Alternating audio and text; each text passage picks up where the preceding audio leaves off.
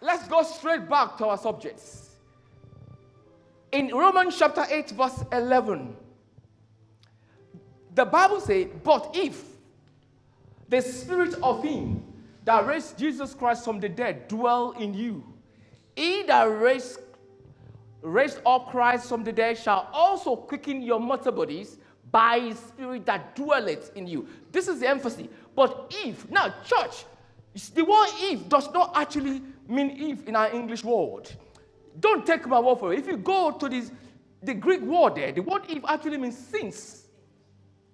It is not if. If it is if, then we can debate it. But if it is since, which is the original text, so it is not up for debates.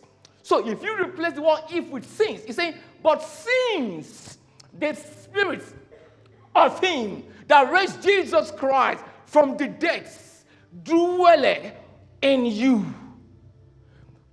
There's something I want you to do, and you'll see the power of repetition. Say it again.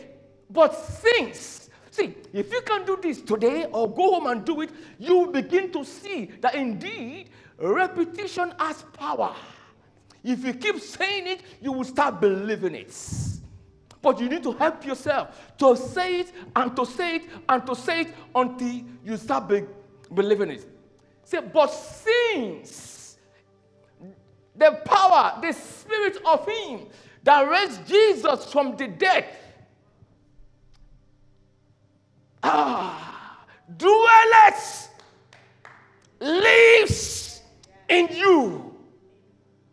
Since you are not empty, since you are not just ordinary, since the spirit of him that raised Jesus from the dead is inside of you. Think about that. Since there is something in you, and that thing is the power that raised Jesus from the dead, it's in you. No, silently say it yourself. But since the spirit of him that raised Jesus from the dead dwells in me. Say it again. But since, oh come on, you see what I'm saying right now? Something will move within you. But since, let's say it in sync. Let's say it in sync. But since the spirit of him that raised Jesus from the dead dwells in me. Hold on. Say it again.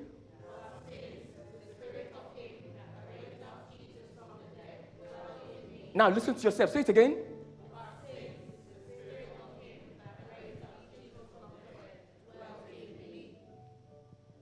Think about it. The power that brought Jesus from the grave is in you. So you are not looking for the power. You are not asking God for the power. It's already in you.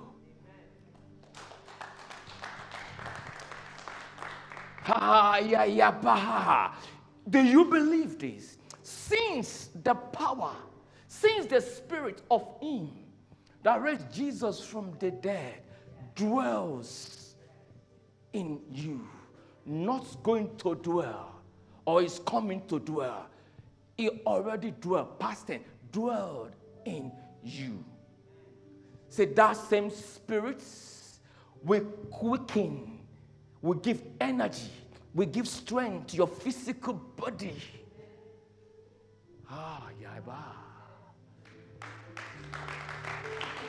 Now, see, that's why we say to you in Excel Church, God is not going to heal us.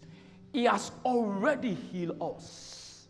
The word you were healed is in the past tense. God is not coming to do it. It's already done. Your healing is past tense. Your deliverance is past tense. You are healed even though you are feeling sick. So that's why you don't come from the place of weakness. You will say, I am the one that is healthy, that the devil is trying to make sick. You are not the sick that is trying to get well, but you are the one that is well. The devil is trying to make you sick. You are healed already. So you enforce it. You remind yourself with this word. Since the spirit of him that raised Jesus from the grave, from the dead, dwell in me. That tells you are not ordinary. That tells you are a powerful individual. That tells you you are not empty. That tells you if you know this, church, the enemy should see you and quake.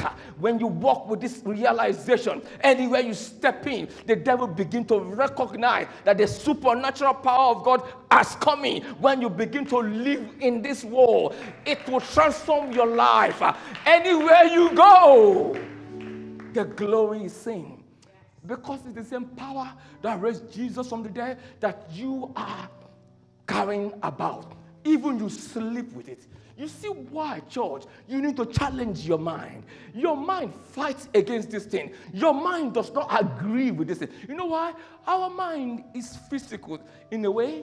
Our mind is carnal in a way, which means it's sense-based. Your mind wants to see before it believes. Your mind wants to feel it before it thinks it's healed. And if you follow the way your mind is operating or working, you will not experience this. So what do you do when it comes to God? You turn off your mind. You switch off your mind and just say, if the Bible said it, so it is. Amen. I am healed. See, you don't feel healed. You behave healed. And then that healing begins to manifest. Now, let me ask you, when you get saved, I keep asking you, how do you know you are saved? Did nobody feel saved? You just believe you are saved. And I've asked you, did you get a certificate of salvation? A proof of salvation? Where is your own? You didn't have nothing. But how come you begin to dress like a Christian? How come you begin to look for a Bible to buy? How come do you begin to speak like one? You know why? You believe it with no proof. And as a result, you are walking in what you believe. Then it begins to manifest in your life.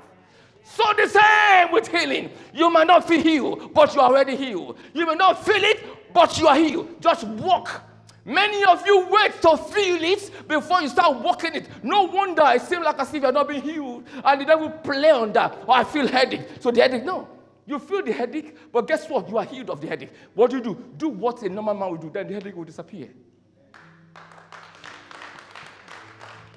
When it comes to God, faith is needed. That is faith.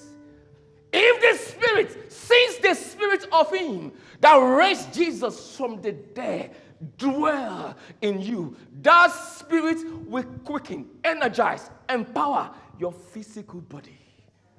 Which means if you are saved and you believe this, church, you can tell people I am not dying. You know why? Because you have something that will energize you. That's why as a Christian, see, don't start telling people that you don't know what tomorrow has in stock for you. See, for those of you who are saved, who knows Jesus, who have the Spirit dwell in them, what tomorrow I have in stock for you is health, is success. Amen. You are not getting it. Amen. Everything about us is a past tense. And again, I've heard so much about time. God's timing.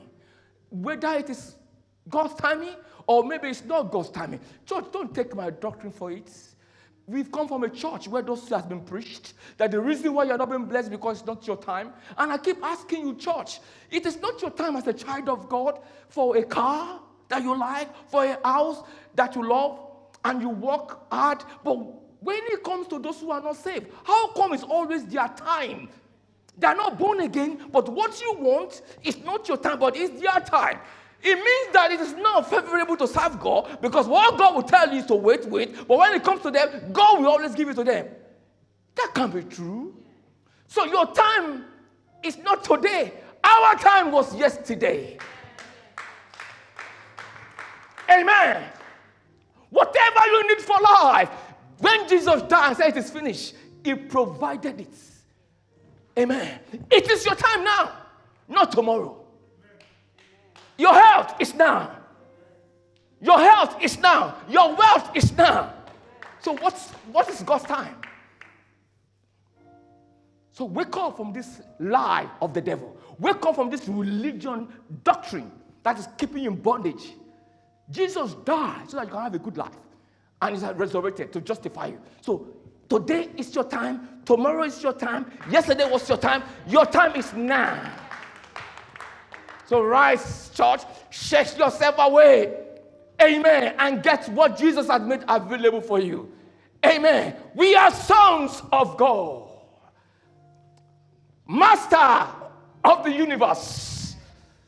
Master to the devil. And servant to man. That's who we are. Amen. We're not just people waiting and thinking maybe God is going to look down on me. God has already looked down on us. You are favored. Highly favored. Amen.